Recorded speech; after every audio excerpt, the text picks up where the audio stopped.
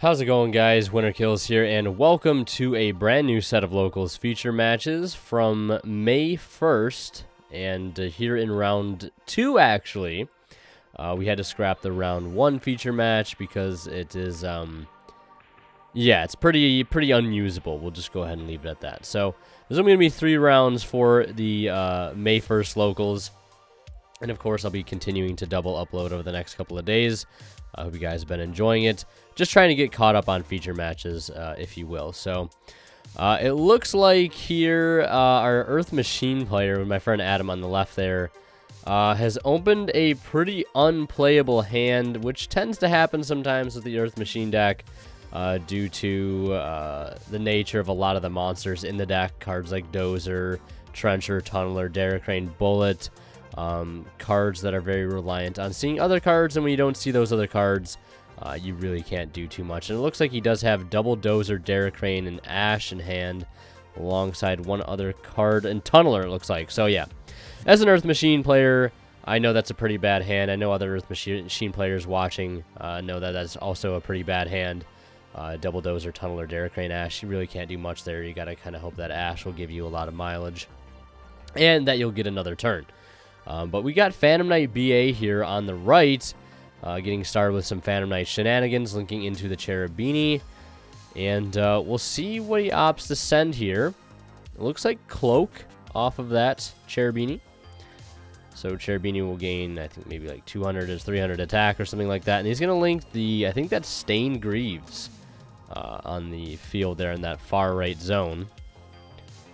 It looks like our BA player, our PK BA player, is going to summon a Seer from hand first, and then link off the Cherubini and the Seer for, I imagine, Rusty Bardish.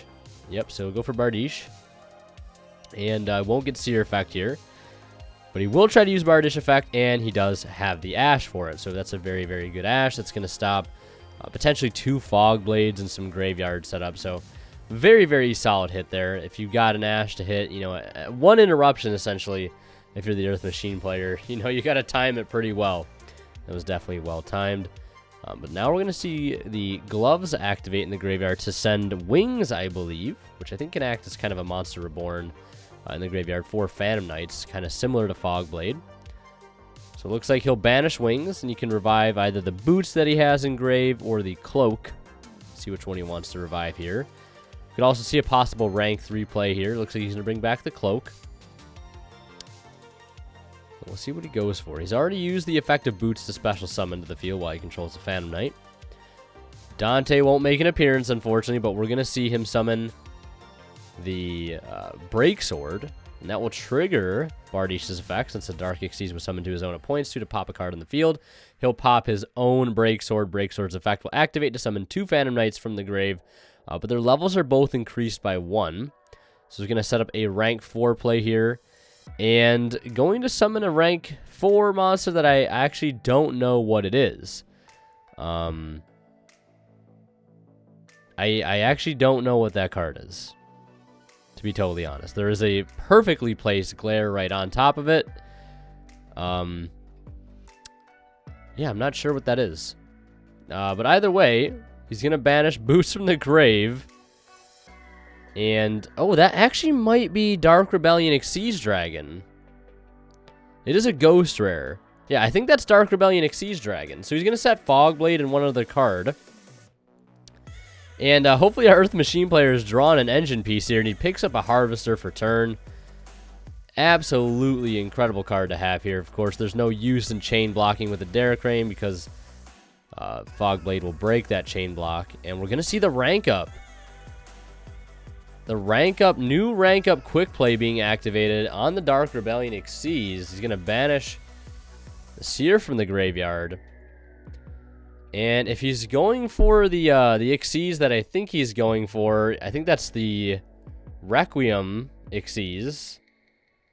That could be kind of problematic. So Harvester effect will resolve here. And don't really have many options here at this point. Just going to pull up that card real quick. I believe that's the Dark Rebellion Xyz Dragon.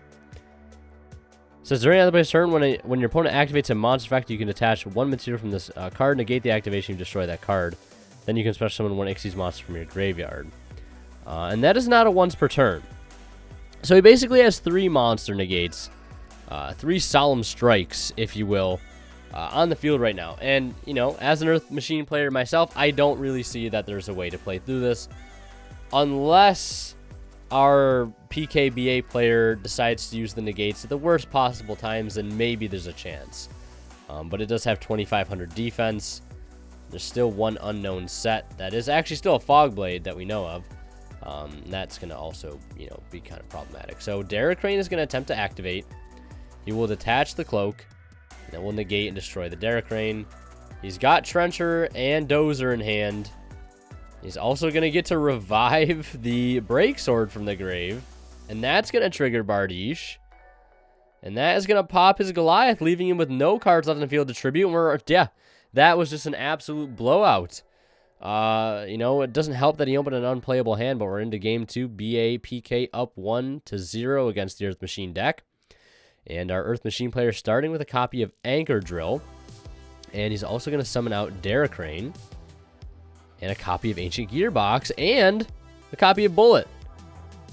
So, looks like we're going to see a rank 10 and a rank 8, which is not, you know, your full combo, but it's still pretty good end board if you ask me. Lots of defensive cards. We'll probably see Dingirsu here as well. Also, one thing I want to mention now that we're in game 2, if you guys are interested in supporting the channel and picking up some amazing high-quality TCG accessories like these 2 playmats you see on the field right now, all from Imperium Duelist. They sell amazing binders, playmats, deck boxes, etc. Check them out. Link to their site below, and you can use my discount code WinnerKills10 off at checkout to save 10% off your entire order. And of course, if you guys are buying anything on TCG Player, please do not feel afraid to use my affiliate link found in the description of all my videos. If you guys use that link, shop and check out with it, a small bit of the revenue from your purchase will go right back to the channel, and it helps out a ton. So we're seeing kind of the polar opposite here is what happened in game 1. Our BAPK player, BAPK, yeah, that came out weird. I don't know why. Our PK player, Phantom Knight player. We'll just call it Phantom Knights for now, because it seems like there's probably a very small BA engine. But it's going to set 3 and 1 monster.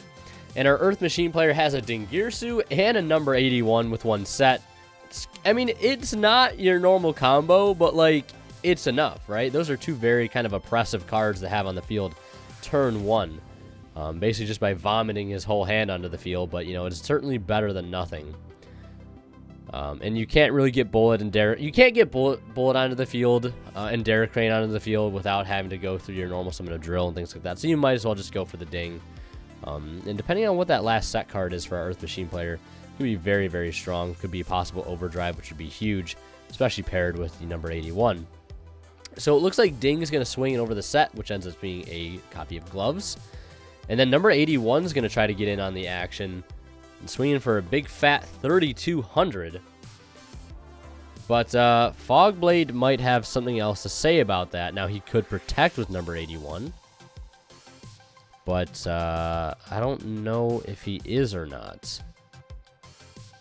We'll see. Oh, so it looks like after some deliberation, he is going to activate number 81, targeting himself to make that Fogblade fizzle. I think at least until the end of the turn. I'm not exactly sure. I think they might have had a ruling question as to whether or not the Fogblade would renegate it on the following turn after number 81 was no longer affected by its effect. I'm not entirely sure here. But either way, it is still now unaffected by Fogblade. So we'll be able to attack here, and he's going to use the Derek Crane to pop another set card, since the Fogblade at this current point in time is not a threat. So we'll see what Derek Crane is going to pop. Whatever that set card is. And it is a Call by the Grave. So, I mean, it's still clearing the card regardless, and he's still going to get in for 32.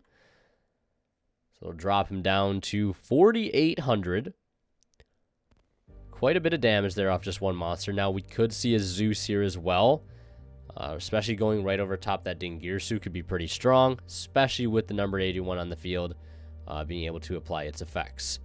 And it looks like, you know, he could just Zeus right now, especially since his number 81 would survive because it's still currently unaffected. I think that's going to be the move, and that's exactly what he's going to do. So the Fog Blade will go, a set Cosmic, and what looked to be a set Forbidden Droplet, all leaving the field. So he'll get to keep that number 81, which is pretty clutch. The Zeus is not in effect at the moment, but, you know, it's pretty much already done its job at this point. We'll see what our Phantom Knight player is able to do here. Doesn't really have to worry about too much. And it looks like our Earth Machine player has a copy of Redeployment in hand. That's kind of bittersweet. But he's going to normal summon Boots, use Fog Blade Engraved to bring back the gloves. And just like that, there's 2 level 3 monsters on the field, so we can imagine that Cherubini is going to come down. That's going to send something to gain some advantage. Possibly send Torn Scales to keep comboing, and then probably link up into a Bardiche and set up from there. Now, I don't know how much he can aggress on this particular field. Number 81 is still really strong. I don't know how much board breaking capability he can do from this particular standpoint. But it looks like he's actually going to send Graph, and that will summon out Seer. Look at this Graph. Summoning out a Seer. And I imagine right here, so he's not going to go for the Stain Greaves route, or the Torn Scales, rather. The only reason I was possibly, you know, suggesting maybe go that route was to complete a rank 3 for Break Sword, to pop something. But then again, that's going to bait out the number 81, so nothing's probably going to get popped. And it looks like Gloves is banished. I think he might have... I think Gloves maybe was supposed to be banished after it was summoned off of Fog Blade. It's been such a long time since I've actually consistently used Fog Blade, so I can't remember exactly if it does banish what it summons. So I will pull that up really quick. But he is going to link into Bardiche. And I don't know if he's... I think he might have actually forgotten Seer to revive the Cherubini. So that's very unfortunate.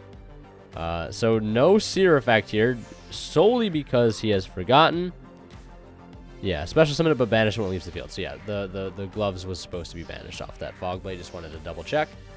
And but unfortunately, he remembers that the Gloves is banished, but doesn't remember to use the Seer effect. As a BA player, many times over, that hurts my soul to see, but these things happen, folks. It is locals. You got to learn from your mistakes. And what better way to learn from your mistakes is see them live on a video like this for thousands of people to see, right?